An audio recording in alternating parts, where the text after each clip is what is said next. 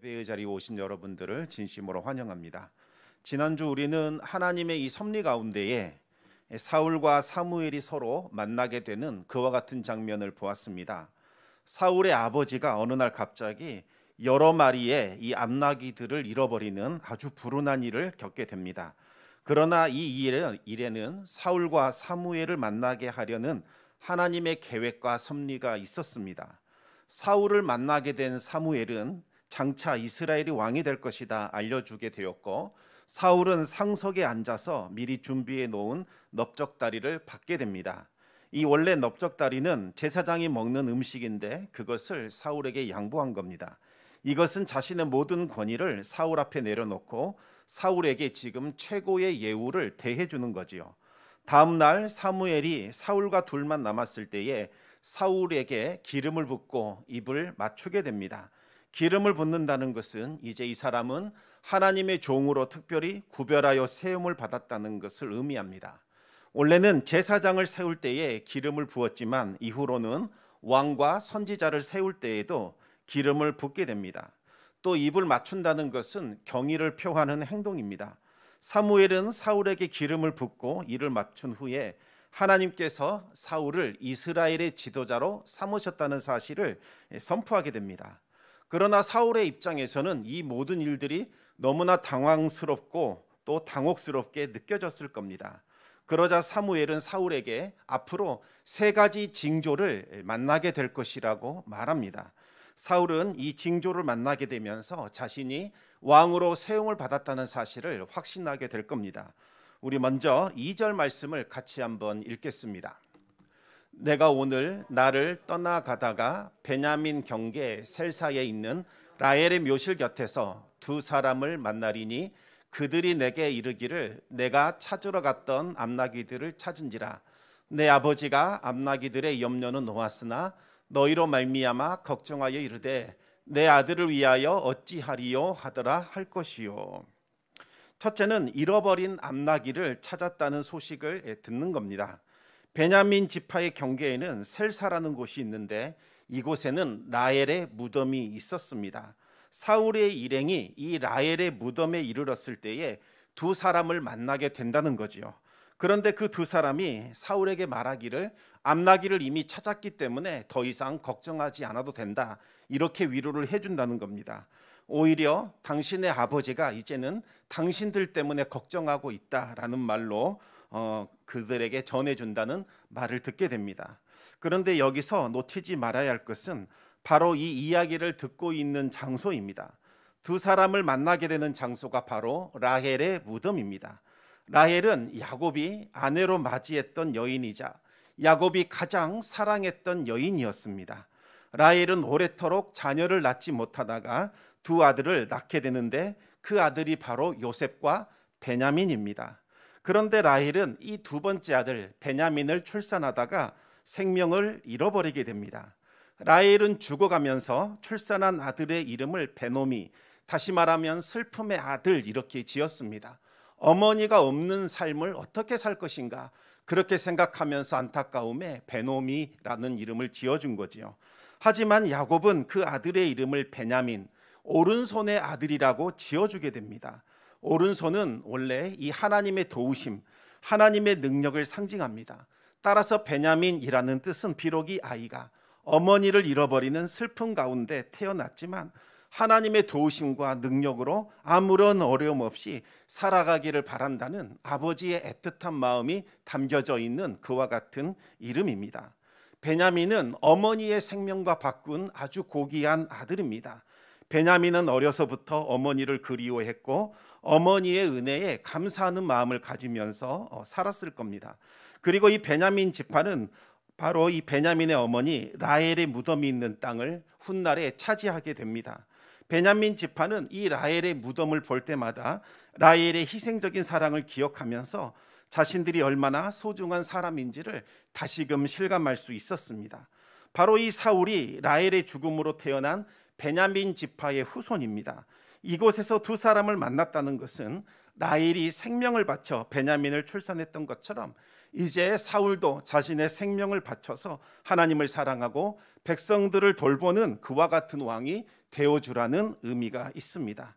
그리고 이곳에서 두 사람을 만났다는 것도 특별한 의미가 있습니다. 숫자 2는 증인의 숫자라고 부릅니다. 다시 말하면 어떤 사람의 증언이 법적인 효력을 갖기 위해서는 반드시 두 사람의 증언이 일치해야 합니다.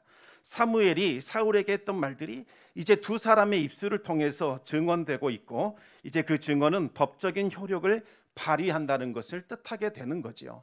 계속해서 우리 3절과 4절 말씀을 읽겠습니다. 내가 거기서 더 나아가서 다볼 상수리 나무에 이르면 거기서 하나님을 배우려고 베델로 올라가는 세 사람을 만나리니 한 사람은 염소 새끼 셋을 이끌었고 한 사람은 떡 세 덩이를 가졌고 한 사람은 포도주 한 가죽 부대를 가진지라. 그들이 내게 문안하고 떡 두 덩이를 주겠고 너는 그의 손에서 받으리라. 아멘. 두 번째 징조는 하나님을 경배하는 사람으로부터 떡 두 덩이를 얻게 된다는 겁니다. 사무엘은 다볼에 있는 상소리 나무에 이르면 세 사람을 만나게 될 것이라고 예고를 했습니다. 이들은 제사를 드리기 위하여 베델로 올라가는 사람들입니다. 그런데 한 사람은 새끼 염소 세 마리를 이끌고 있고 한 사람은 떡 세 덩어리를 가지고 있고 한 사람은 포도주 한 가죽 부대를 가지고 있습니다. 이처럼 염소와 떡과 포도주는 하나님께 드려지게 될 예물들입니다. 그런데 그 세 사람이 사울에게 문안을 하고 또 떡 세 덩이를 가지고 있는 사람이 떡 두 덩이를 사울에게 준다는 겁니다. 먼저 이 문안한다는 것은 최대한의 예의를 표시하는 행동입니다. 그리고 떡 두 덩이를 준다는 것은 단순히 먹을 것을 나눠준다는 그런 의미만 있는 것은 아닙니다. 이 떡은 하나님께 드리는 거룩한 떡이라고 부를 수 있습니다. 하나님께 바쳐진 이 거룩한 떡은 오직 제사장만이 먹을 수 있는 떡입니다. 그런데 그 떡을 드린다는 것은 이제 사울을 제사장과 같은 지위로 높여지게 될 것이라는 그러한 의미가 담겨져 있습니다. 우리 계속해서 5절과 6절 말씀을 같이 읽겠습니다. 그 후에 내가 하나님의 산에 이르리니 그곳에는 블레셋 사람들의 영문이 있느니라. 내가 그리로 가서 그 성읍으로 들어갈 때에 선지자의 무리가 산당에서부터 비파와 소고와 저와 수금을 앞세우고 예언하며 내려오는 것을 만날 것이요 내게는 여호와의 영이 크게 임하리니 너도 그들과 함께 예언을 하고 변하여 새 사람이 되리라. 아멘. 세 번째 징조는 선지자들의 무리를 만나게 되는 겁니다. 당시 하나님의 성소는 이미 블레셋에 의하여 완전히 훼손되었습니다. 그리고 하나님의 언약궤는 기랏 여아림에 있는 아비나답의 집에 머물러 있습니다. 따라서 이스라엘은 더 이상 성소에서 제사를 드릴 수가 없었습니다. 어쩔 수 없이 산에 산당을 만들어 놓고 그곳에 하나님께 제사를 드리고 있었습니다. 사무엘은 사울이 기브아 성읍으로 들어갈 때에 하나님께 제사를 드리고 내려오는 선지자들의 무리를 만나게 될 것이라고 예고했습니다. 그 선지자들의 무리가 성령으로 충만해서 비파와 소고와 저와 수금으로 노래하며 하나님을 찬양하며 내려올 것인데 때마침 사울이 그 성읍에 들어가서 그들을 만나게 된다는 겁니다. 사울이 선지자들의 그 무리를 만날 때에 사울 역시 하나님의 영이 임하게 돼서 성령으로 충만하게 되고 사울도 변하여 새 사람이 되어 그들과 함께 예언하게 될 것이라고 그렇게 말하고 있습니다. 육적인 사람이었던 사울이 성령의 능력을 힘입어 영적인 존재로 변하게 된다는 의미입니다. 사울은 이미 이 사무엘의 기름 부음을 통해서 왕이 될 수 있는 외적인 형식을 갖추었습니다.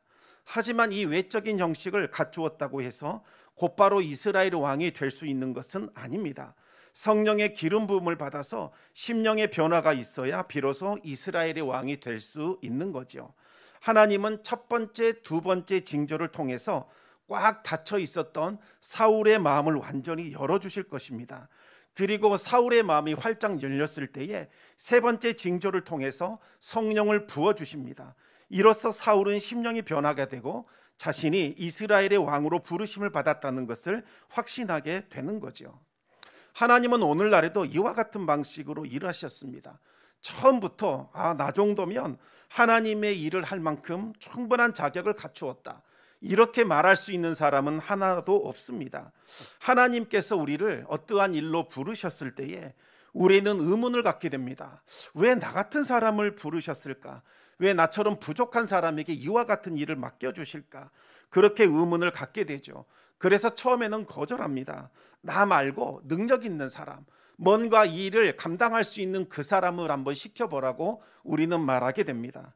그런데 하나님은 그 사람의 능력이나 자질을 보고서 하나님의 일꾼으로 선택하지는 않습니다. 하나님의 관심은 그 사람의 중심에 있습니다. 부족함과 연약함에도 불구하고 하나님 마음에 합한 사람을 하나님께서는 부르십니다. 그래서 처음 들었을 때에는 우리는 잘못 불렀다고 생각을 합니다. 다른 사람 시킬 사람이 없으니까 돌아 나한테 왔구나, 이런 생각을 하게 된다는 겁니다.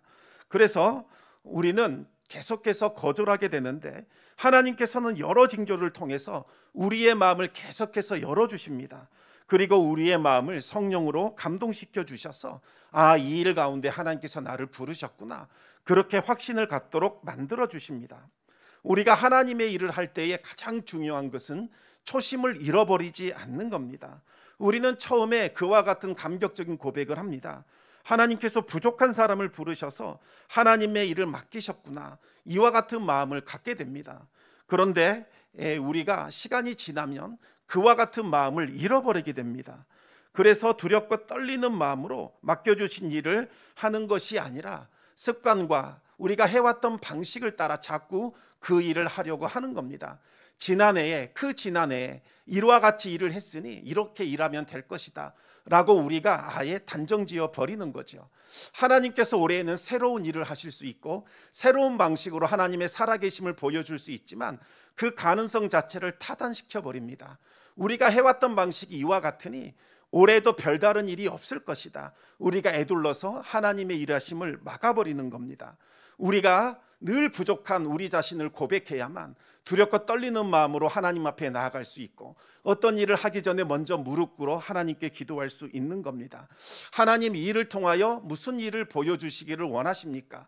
하나님의 뜻을 구하게 되고 하나님께 지혜를 구하게 되고 하나님의 도우심을 구하게 됩니다. 그러면 그 일을 통하여 하나님의 새로운 역사하심을 경험하게 됩니다. 그러나 우리는 자꾸 하나님의 일을 사람의 일로 변질시켜버리고 바꿔버립니다. 사람의 친목 모임으로 바꾼다는 거죠. 우리의 생각에 사로잡혀서 하나님이 일하실 수 있는 여지를 주지 않게 됩니다.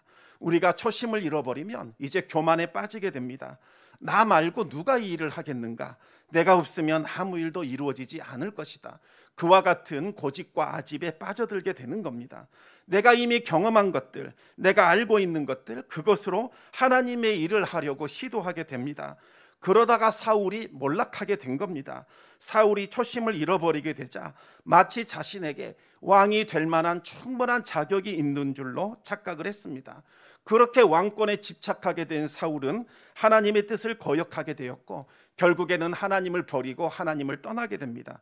결국 사울은 멸망의 길을 걷게 되는 거죠. 우리에게 필요한 것은 바로 겸손입니다. 그런데 많은 분들이 이 겸손과 겸양을 헷갈려 합니다. 비슷해 보이지만 두 개는 완전히 다릅니다. 겸양이라는 것은 내 자신을 내세우거나 자랑하지 않는 태도로서 남에게 뭔가를 자꾸 양보하거나 사양하는 것, 이것을 말합니다. 충분히 내가 그 일을 해낼 수 있습니다. 그러나 내 자신을 드러내지 않기 위하여 다른 누군가에게 양보하는 것, 이것을 겸양이라고 부릅니다. 하지만 이것은 성경이 말하는 겸손과는 완전히 다릅니다. 겸손이라는 것은 하나님 앞에 나 자신을 낮추고 하나님께 순종하는 것, 그것을 의미합니다. 겸손한 사람은 두 가지 사실을 잘 알고 있습니다. 첫 번째는 나는 부족하고 아무것도 아닌 존재라는 사실을 아주 잘 알고 아주 잘 기억하고 있습니다. 그리고 두 번째는 그럼에도 불구하고 내게 능력 주시는 자 안에서 모든 일을 할 수 있다는 것도 알고 있습니다. 이 두 가지 사실을 함께 알아야만 우리는 겸손할 수 있습니다. 나는 부족하고 자격이 없지만 하나님께서 나를 불러주셨으니 하나님께서 내게 힘을 주시고 능력을 주셔서 그 일을 감당하게 하실 것을 믿고 주님께 순종하게 됩니다. 이것이 바로 하나님께서 찾으시는 겸손의 모습입니다. 동시에 겸손한 사람은 하나님께서 나에게 능력을 거두어 가시면 나는 아무것도 아닌 보잘것없는 존재라고 고백할 수 있는 사람입니다. 그래서 겸손한 사람은 늘 하나님 앞에 엎드려 기도하면서 하나님의 뜻을 구하고 하나님의 지혜를 구하고 하나님의 도우심과 능력을 구하게 되는 겁니다. 하나님께서 찾으시는 사람이 바로 이와 같은 겸손한 사람입니다. 하나님은 하나님 앞에 자신을 낮추고 하나님만을 높여드리는 그 겸손한 사람을 통해서 일하십니다. 처음에는 하나님께서 부르시는 것인지 사람이 이렇게 시키는 것인지 분별하기가 어려울 수도 있습니다.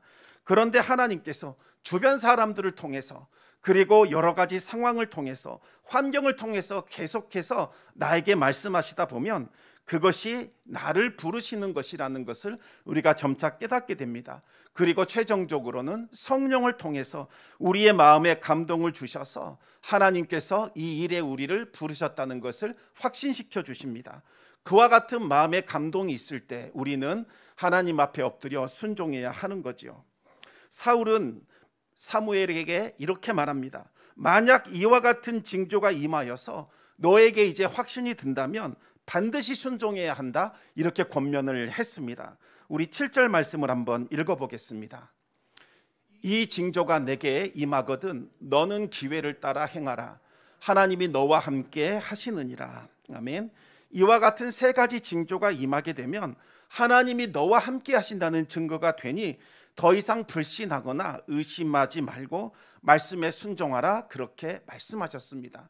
우리 계속해서 9절 말씀을 같이 읽겠습니다. 그가 사무엘에게서 떠나려고 몸을 돌이킬 때에 하나님이 새 마음을 주셨고 그날 그 징조도 다 응하니라. 아멘. 사울이 사무엘의 말을 듣고 이제 떠나고자 몸을 돌이켰을 때에 벌써 하나님은 사울에게 이전과는 다른 완전한 새 마음을 허락해 주셨습니다. 사무엘을 만난 후에 사울의 심정은 완전히 변화되었습니다. 사무엘을 만나기 전에 사울은 무엇을 먹고 무엇을 마시며 어떻게 살아야 할까, 육적인 일들, 그것이 그가 하는 고민의 전부였습니다. 언제나 그것만을 걱정하며 살았지요. 그런데 하나님의 말씀이 이 사울에게 임하게 되자 어떻게 해야 하나님의 일을 우리가 이룰 수 있을까? 어떻게 해야 하나님의 뜻대로 살 수 있을까? 하나님의 말씀에 순종하여 하나님의 백성을 섬기고자 하는 그 영적인 갈망과 열정으로 불타오르기 시작을 했습니다. 사울은 이 사무엘과의 만남을 통해서 왜 살아야 하는가, 삶의 목적을 다시 찾게 되었고 삶의 중요한 가치가 무엇인가 하는 가치관이 달라지게 됩니다. 그리고 무엇을 위하여 살아야 하는가, 이 삶의 우선순위도 달라지게 됩니다. 세 가지 징조를 만난 후에 이와 같은 변화가 일어난 것이 아니라 사무엘을 통해서 하나님의 말씀을 들은 후에 놀라운 변화가 일어나기 시작한 겁니다. 그래서 하나님의 말씀 듣는 것이 너무나 중요합니다. 하나님의 말씀이 우리 심령에 부딪혀 올 때에 우리의 심령 가운데 변화가 일어나기 시작합니다. 징조보다 더 중요한 것, 이것이 바로 하나님의 말씀입니다. 징조라는 것은 하나님이 주시는 말씀, 이것이 옳다라는 것을 확증해 주는 수단에 불과한 겁니다. 징조 때문에, 징조를 경험했기 때문에, 뭔가 기적을 체험했기 때문에 우리 안에 변화가 일어나는 것이 아니라 말씀이 먼저입니다. 말씀이 우리 심령 가운데 부딪혔을 때에 변화가 일어나게 되는 것이고 징조와 기적을 통해서 더욱더 확신을 갖게 되는 거죠. 우리가 순전한 마음을 가지고 하나님의 말씀을 있는 그대로 받아들일 때에 우리의 심령은 변화가 되고 그 후에 여러 가지 징조들을 통해서 강한 확신이 나타나게 된다는 말씀입니다. 그래서 어떤 지혜로운 어머니들은 말씀을 통해서 감동을 받을 때마다 그 말씀을 메모해 둡니다. 그리고 나서 그 말씀을 간단한 쪽지나 메모를 통해서 우리의 자녀들이나 남편에게 꼭 알려줍니다. 이것은 정말 지혜로운 행동입니다. 처음에는 남편이나 자녀들이 시큰둥한 반응을 보이기도 하고 투덜대기도 합니다. 전혀 받아들여지지 않을 것처럼 보입니다. 하지만 실제로는 낙숫물이 바위를 계속해서 떨어지며 그것을 뚫어내듯이 하나님의 말씀이 굳어진 심령에 계속해서 떨어지면서 지금 구멍을 뚫고 있는 중입니다.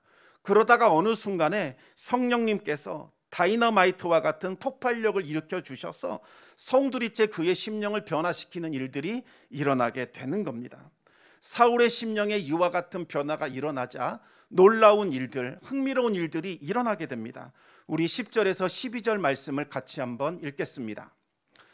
그들이 산에 이를 때에 선지자의 무리가 그를 영접하고 하나님의 영이 사울에게 크게 임함으로 그가 그들 중에서 예언을 하니 전에 사울을 알던 모든 사람들이 사울이 선지자들과 함께 예언함을 보고 서로 이르되 기스의 아들에게 무슨 일이 일어났느냐, 사울도 선지자들 중에 있느냐 하고 그곳에 어떤 사람은 말하여 이르되 그들의 아버지가 누구냐 한지라. 그러므로 속담이 되어 이르되 사울도 선지자들 중에 있느냐 하더라. 아멘. 사울의 변화를 본 사람은 깜짝 놀랐습니다. 사울은 용사의 가문에 태어난 용사입니다. 어려서부터 사냥을 하고 뭔가를 죽이기도 하고 아주 육체적인 일들을 했던, 영적인 것과는 전혀 거리가 멀었던 육적인 사람이었습니다. 그런데 이 사울이 성령으로 충만해지자 완전히 다른 사람으로 변화하게 됩니다. 칼잡이들과 어울리는 것이 아니라 선지자들과 어울리면서 하나님을 높이며 찬양하며 예언하기 시작을 합니다. 그에게서 왕다운 풍모가 나타나기 시작했고 이전에 볼 수 없었던 기품이 나타나기 시작을 한 겁니다. 그러자 언제부터 사울이 예언자 중에 있었는가, 그에게 무슨 일이 일어났는가 묻기 시작했고, 기스의 집안 사람들에게 과연 예언자가 있었는가, 이와 같은 말들이 유행처럼 번져나가기 시작을 합니다. 이제 하나님께서 정하신 그때가 이르자 사무엘은 왕을 뽑는 일을 진행하게 됩니다. 사무엘은 온 이스라엘을 지파별로 미스바에 다시 모이게 했습니다. 사무엘은 미스바에 모인 이스라엘을 향해서 이스라엘이 왕을 구하는 것, 이것은 하나님이 기뻐하신 일이 아니라는 것을 분명히 다시 한번 밝혔습니다. 그럼에도 불구하고 이스라엘이 간절하게 왕을 요청했기 때문에 하나님께서 이스라엘의 요청을 허락하신 것이라고 알려주었습니다. 그리고 사무엘은 각 지파별로 왕이 될 만한 자격이 있는 사람들 1000명씩을 선발하라고 명했습니다. 그리고 사무엘은 그들 중에서 제비를 뽑았습니다. 그러자 이 12개의 지파에서 베냐민 지파가 선택이 됩니다. 이제는 베냐민 지파에서 모여있는 이 1000명 중에서 왕이 선발된다는 의미입니다. 사무엘은 베냐민 지파에서 선발한 1000명을 가족별로 모이도록 했습니다. 그리고 그들 중에서 제비를 뽑았더니 마드리의 가족이 선택되었습니다. 그리고 그 중에서 기스의 아들 사울이 왕으로 뽑히게 됩니다. 우리 함께 잠언 16장 33절 말씀을 같이 한번 읽겠습니다. 제비는 사람이 뽑으나 모든 일을 작정하기는 여호와께 있느니라. 분명히 제비를 뽑은 사람은 사무엘입니다. 그런데 하나님께서 선택하신 사울이 제비 뽑기를 통해서 최종적으로 선출되었습니다. 사무엘이 사울을 뽑으려고 미리 조작한 것이 아니었음에도 불구하고 하나님께서 그 일에 관여해 주셔서 하나님의 뜻을 이루어 주신 겁니다. 그런데 왕으로 뽑힌 사울이 나타나지 않았습니다. 알고 보니 진 보따리 사이에 숨어 있었던 겁니다. 두려움과 부담감 그리고 겸손함, 여러 가지 감정들이 뒤섞여서 감히 사람들 앞에 나설 수가 없었습니다. 당시 베냐민 지파는 이스라엘 가운데에서 가장 작은 지파, 연약한 지파였기 때문에 다른 지파들로부터 존경을 받지 못한 상태였습니다. 사울도 이 사실을 잘 알고 있었기 때문에 감히 사람들 앞에 나설 수가 없었던 거지요. 백성들도 불안하기는 마찬가지였습니다. 제비 뽑기를 통해서 가장 연약한, 가장 미약한 지파, 이 베냐민 지파가 뽑혔을 때에 사람들은 뭔가 지금 잘못되고 있다라는 생각을 갖게 되었을 겁니다. 하지만 사울이 자신의 모습을 드러내자 백성들은 안도하면서 크게 왕의 만세를 외쳤습니다. 사무엘의 그 외모가 그들이 그토록 원했던 바로 용사 중의 용사의 모습이었기 때문입니다. 사무엘 역시 하나님께서 택하신 자를 보라 말하면서 이스라엘의 모든 백성 중에는 감히 사울과 짝할 자가 없을 것이라고 자신 있게 말했습니다. 사울이 왕으로 뽑히게 되자 하나님은 미리 감동하신 각 지파의 유력자들이 사울과 함께 하기 시작을 했습니다. 그들이 사울을 도와서 이제 왕의 즉위식 절차를 준비할 것이고 사울이 거쳐야 할 왕궁과 국정을 수행할 수 있는 관료들을 선출하게 될 겁니다. 사울은 각 지파의 유력자들이 자신과 함께 하는 것을 보고 마침내 안심을 했을 겁니다. 베냐민 지파의 출신이라고 업신여기면서 나 자신을 거부하면 어떻게 하는 그 걱정과 염려를 덜어낼 수 있었습니다. 이처럼 하나님은 어떤 일을 맡겨주실 때에 결코 혼자 그 일을 떠맡도록 버려두지 않으십니다. 반드시 돕는 자를 붙여주셔서 그 일을 감당하게 해주십니다. 하지만 언제나 돕는 사람들만 있는 것은 아닙니다. 무조건 반대하는 사람들도 있기 마련입니다. 예수님조차 반대하는 무리들이 있었다는 것을 기억하시기 바랍니다. 27절을 보면 그들을 불량배라고 부르고 있습니다. 이들은 하나님께 감동받은 자들과는 정반대로 행동을 했습니다. 하나님께서 사울을 왕으로 세우셨다는 사실을 인정하지 않았습니다. 가장 작은 지파의 출신이 무슨 힘이 있어서 우리를 구원하겠느냐 비아냥거렸습니다. 그들은 자신의 생각과 경험과 또 감정을 앞서 내세움으로써 하나님의 일하심을 보지 못한 겁니다. 이제 말씀을 마무리하겠습니다. 하나님께서 사용해 주시는 사람은 겸손한 사람입니다. 겸손한 사람은 자신이 부족한 존재이며 아무것도 아니라는 사실을 인정합니다. 그와 동시에 내게 능력 주시는 자 안에서 내가 모든 것을 할 수 있다, 이렇게 고백을 합니다.